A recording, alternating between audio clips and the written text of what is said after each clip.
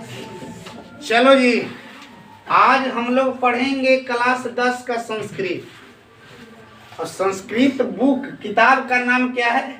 Tuition. नाम क्या है? ट्यूशन। ट्यूशन का मतलब क्या होता है? अमृत। ट्यूशन का मतलब अमृत। क्लास 10 का संस्कृत किताब है जिस बुक का नाम है ट्यूशन, और ट्यूशन का मतलब होता है अमृत। प्रथम पाठ पढ़ रहे हैं। प्रथम पाठ का नाम क्या है? मंगलम। प्रथम पाठ का नाम मंगलम जो है ना, मंगलम पाठ उपनिषद से लिया गया है। मंगलम पाठ किससे लिया गया है? जिसका अर्थ क्या होता है? कल्याणकारी। आपसे पूछेगा, ध्यान देंगे कि बताइए कि मंगलम पाठ है, मंगलम पाठ के लेखक कौन है? क्या बता नहीं? महर्षि वेद व्यास। सब बिल्कुल एकदम परीक्षा में पूछते हैं, 1 नंबर का एकदम पढ़ लेगा तो एक बार में याद हो जाएगा। इससे आसान नहीं मिलेगा, कहीं भी नहीं, खोज लेना।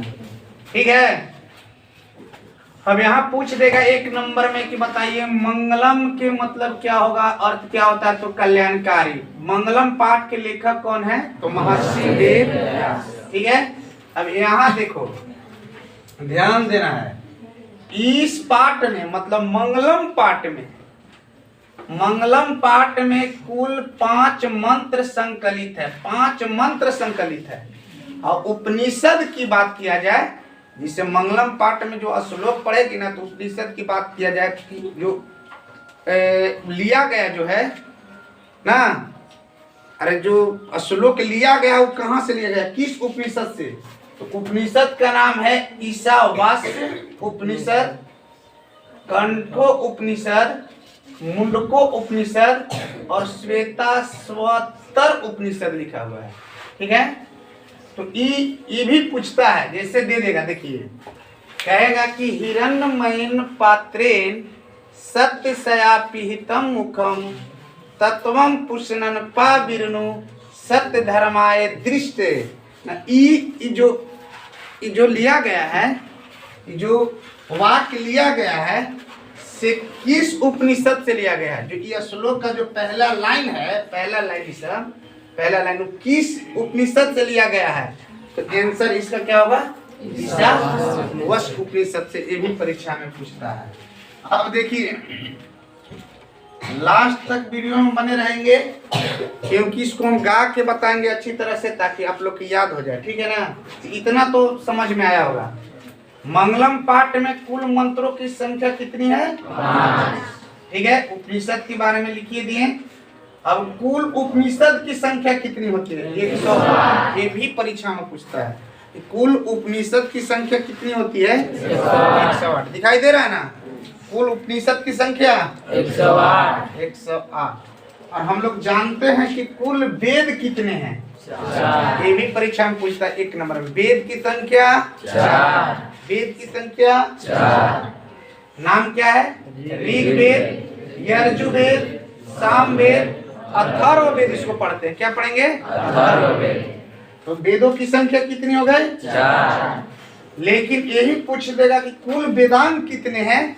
तो कुल वेदांग की संख्या कितनी है? 6। कुल वेदांग की संख्या कितनी है? 6 है। 6 वेदांग कौन कौन से हैं?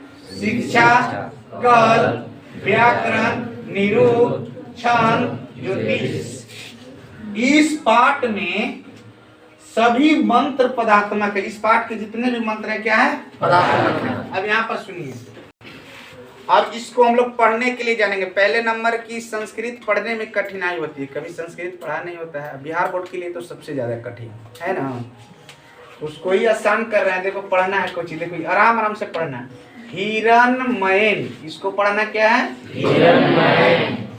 अब ये लिखा हुआ पात्रेन, क्या लिखा है? पात्रेन। तोड़ के पढ़ेंगे। सत्य, यहाँ लिखा है सयापिहितम, जो बूंदा दिल है, जो बिंदु दिया हुआ उसको म पढ़ते हैं।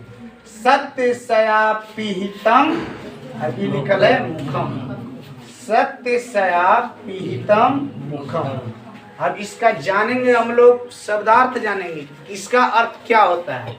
हिरण्मयन का मतलब होता है सोना सा। हिरण्मयन के मतलब सोना सा होता है। पात्रेन के मतलब पात्र या आवरण होता है, पात्र या आवरण।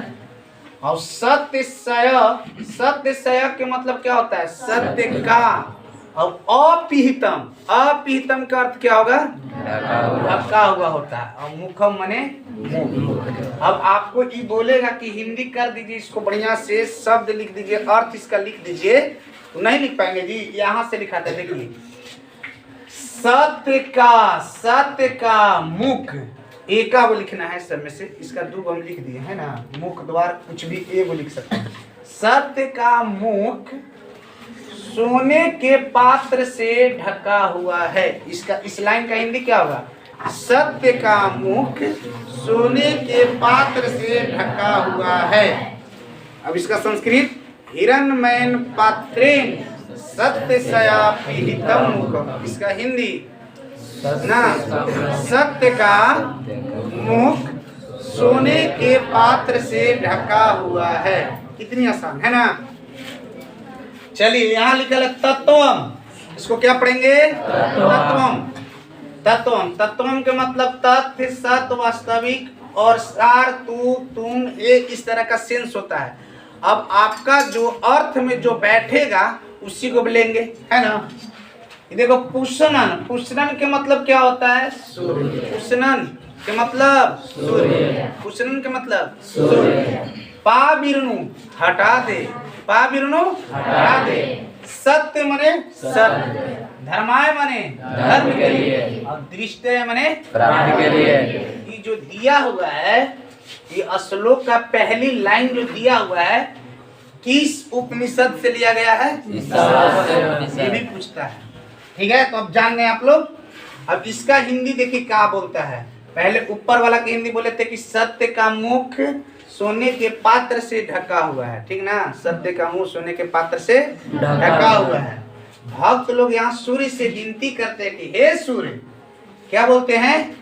यहाँ से लिए, हे सूर्य ना, इसे हटा दो। अर्थ बनाने के लिए थोड़ा मोड़ा अपने से भी जोड़ते हैं, इसे हटा दो, ताकि सत्य और धर्म को प्राप्ति हम लोग कर सके ना। सत्य और धर्म को क्या कर सके? प्राप्ति कर सके। ये जो संसार की लोभ माया है, इससे छुटकारा पाकर और सत्य और धर्म को क्या कर सके, हम भी क्या प्राप्ति कर सके। इसका हिंदी यही होता है, ठीक ना। बोलते हैं भक्त, क्या बोलता है भक्त लोग? हे सूर्य, जो सोने के पात्र का, सत्य का मुख जो सोने के पात्र से ढका हुआ है, उसे हटा दीजिए, ताकि मैं भी सत्य और धर्म का प्राप्ति कर सकूं। इस लोभ मोह माया को छोड़कर, लोभ मोह माया छूटेगा तभी ना सत्य और धर्म का प्राप्ति कर पाएगा ना। न मोह रहेगा तो फिर कहाँ छूट पाएगा। और इसको हम लोग पढ़ तो लिए, अब पढ़ने के लिए सबको ही जान गए होंगे। अब इसको हम लोग थोड़ा सा गाएंगे, और एक बार हम गाएंगे तो दोबारा तुम लोग के गाना पड़ेगा, है ना। गाना इस प्रकार से है, एकदम आराम से पढ़ना है। संस्कृत बहुत आसान, बहुत आराम से पढ़ा जाता है, ठीक है। हिरण्मयन पात्रेण सत्यसया पीहितं मुखं तत्त्वं पुष्णन् पाविर्नो सत्य धर्माय दृष्टये। अब तुम लोग भी गाओ, एक बार और पढ़ के पहले बताते हैं, तब तुम लोग गाना, है ना।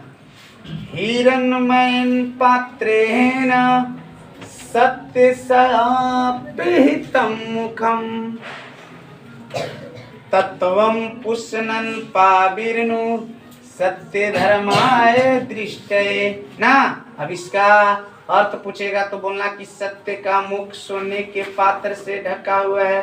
हे सूर्य, इसे हटा दो, ताकि हम सब सत्य और धर्म को प्राप्त कर सके, इस मोह माया को छोड़कर ना जी, सत्य और धर्म को प्राप्ति कर सके। बहुत आसान लिखा हुआ है। अब आप लोग भी जाके देखेंगे, बोलो।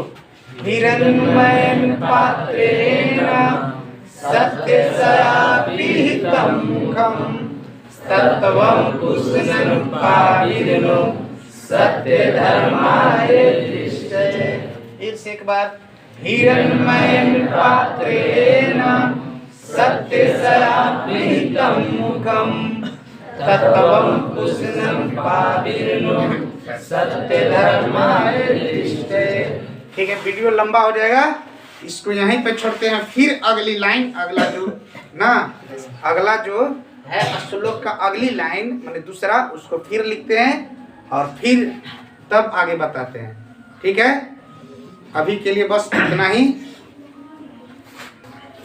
सुनिए, देखिए इसमें अब ऑब्जेक्टिव प्रश्न क्या बनेगा, आप लोग उत्तर बताएंगे, हम प्रश्न पूछ रहे हैं। बताइए, मंगलम पाठ है, मंगलम पाठ के रचयिता या लेखक कौन है? तो उत्तर क्या होगा? महर्षि वेदव्यास। पढ़ने का मतलब है कि आंसर एकदम क्लास में ही याद हो जाना चाहिए, तब समझिए कि आप पढ़ पा रहे हैं। ठीक है, मंगलम पाठ के जो लेखक हैं उनका नाम क्या है? महर्षि वेदव्यास। ठीक है, आपसे पूछेगा कि मंगलम पाठ में कुल कितने मंत्र संकलित हैं? 5। उसका उत्तर क्या होगा? 5। कुछ घड़ी याद करने की जरूरी नहीं, अगर बढ़िया से पढ़ लिया जाए तो 5 है ना जी। अब देखिए हम यहाँ से पढ़ रहे हैं, हिरण्मयेन पात्रेण सत्यस्यापिहितं मुखं तत्त्वं पुष्णं पाविर्नो सत्य धर्माय दृष्टे। ये जो लाइन लिया गया है ये किस उपनिषद से लिया गया है? ईशावास्य उपनिषद। इसका उत्तर होगा ईशावास्य उपनिषद से। ठीक है, अब आपसे पूछेगा कि बताइए कुल उपनिषद की संख्या कितनी होती है? 108। 108। ठीक है, और वेद की संख्या कितनी होती है? 4। आपसे प्रश्न पूछेगा कि वेदों की संख्या कितनी होती है? 4। अब बोलेगा कि 4 वेद कौन कौन से हैं? 2 नंबर में पूछता है, उसका नाम लिखिए। तो क्या उत्तर लिखेंगे?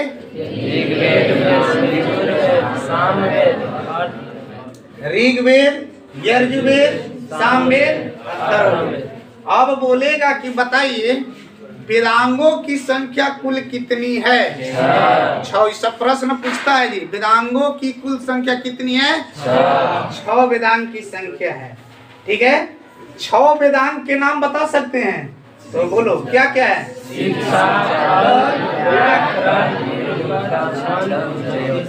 ये सुनो, शिक्षा, कल्प, व्याकरण, निरुक्त, छंद और ज्योतिष। अब आपसे पूछेगा, ये देखिए इसका देगा श्लोक का पहली लाइन देगा, पहला वाला जो पहला वाला कहेगा कि इसका अर्थ लिखे, 5 नंबर में देता है। सब कोई जान रहे हैं? अब इसका अर्थ लिखना है, हिरण्मयेन पात्रेण सत्यस्यापिहितं मुखं तत्त्वं पुष्णं पाविर्नो सत्य धर्माय दृष्टे। इसका अर्थ क्या होगा बताओ? तो सत्य का मुख सोने के पात्र से ढका हुआ है, हे सूर्य इसे हटा दो ताकि हम सब क्या सत्य और धर्म का ग्रहण कर सके। ग्रहण प्राप्ति क्या होता है ना? लोभ मोह माया को छोड़कर सत्य और धर्म का ग्रहण कर सके। ठीक है, तो इससे इतना प्रश्न भी बनेंगे, इस प्रश्न को भी याद कर जाना है। तो देखिए बताइए क्या इसमें भार है? कुछ है भाई जी? नहीं ना, इसको इतना ही रखते हैं और अगला वीडियो के लिए अगले में प्रश्न सब चीज बताया जाएगा। चलो जी।